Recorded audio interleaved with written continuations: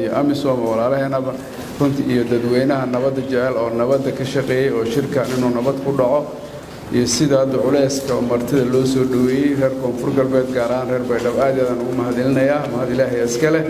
tan kale madaxweynayaasha iyo gudoomiyaasha baarlamaanka iyo gudoomiye ku-xigeenka iyo wasiirada iyo xildhibaanada iyo dhammaan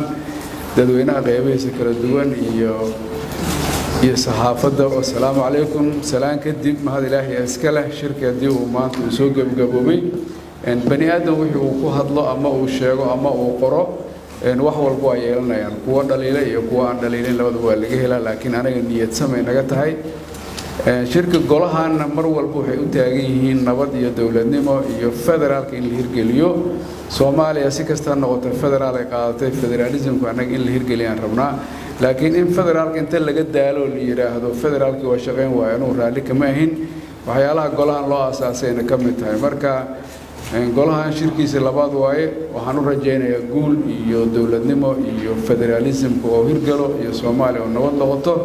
iyo kuwa dowladiidka oo laga adkaado runtii anaga dhibaatooyin badan ay nagu hayaan gaar ahaan reer koonfur galbeed jidadka iyo magaalooyin badan oo ay naga haystaan oo dhibaato ay nagu hayaan ee dadkeena cadaadinayaan oo rafaad ku jiro waxaan rajaynaynaa in maskaxda lagu hayo ummadda Soomaaliyeed iyo caalamkaba iyo dawladda Soomaaliyeed sidii kuwa dhulka loogu xoreyn lahaa sidaan uga bixi lahayn in anaga aan diyaarad saarnaano jidkuna dadkuna ay dhulka deganaadaan marka dawladda Soomaaliyeed iyo maamulkaba waxa noo muuqata inay diyaarad saariyihiin shabaabkuna dhulka joogo marka dadkuna dhulka degiyihiin waxaan rajaynaynaa in laga xoreeyo jidadka iyo meelaha ay ku dhimayeen oo ay joogaan runtii